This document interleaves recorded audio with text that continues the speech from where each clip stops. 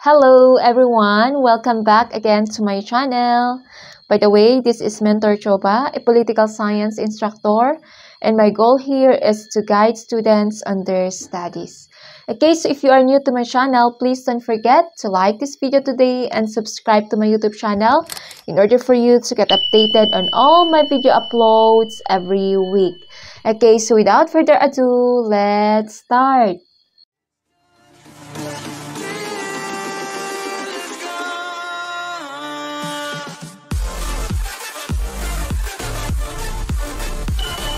Alright, so our topic for today is about global flow. Okay, so yung global flow na yan ay ni-request ng ibang mga students natin na nanonood dito sa tutorial natin. And now, let me just give you at least a brief discussion on the meaning of global flow.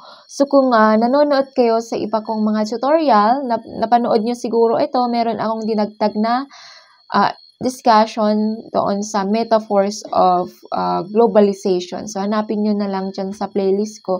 Meron doon na isa ang flow doon. And actually, those are the metaphors that is describing the transition of globalization. So, I presented solid, liquid, and the flow. So, ngayon, pag-uusapan natin itong global flow. So, ano ba ang ibig sabihin niya kaya? So, if you have any idea, please write them down on the comment section.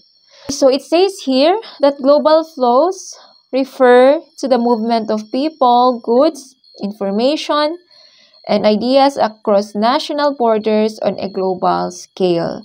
It encompasses the interconnectedness and interdependence of various aspects of the world, such as trade, finance, communication, migration, and cultural exchange. Okay, so basing on this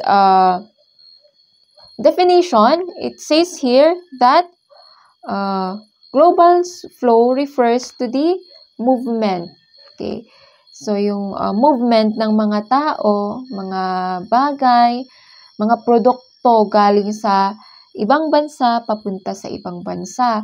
So, sabi ko sa isang sa discussion natin sa metaphors of globalization, we have said that flow is the one, the metaphor that is flow is the one that is describing the globalization itself. And sabi nga natin dito, global flow is really referring to the movement of people across borders. Okay? So that is merely the definition of global flow. So do not be confused on the term globalization and global flow. So si global flow, it is just a metaphor that is defining the movement of the people. Doon nakabase ang definition ng globalization. Okay, so I hope that you're able to grasp again the meaning of global flow.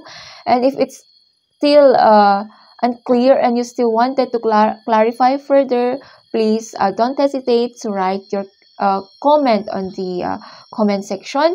And if you are new to my channel, please don't forget to like this video today and subscribe to my YouTube channel in order for you to get updated on all my video uploads every week. Okay, so goodbye everyone!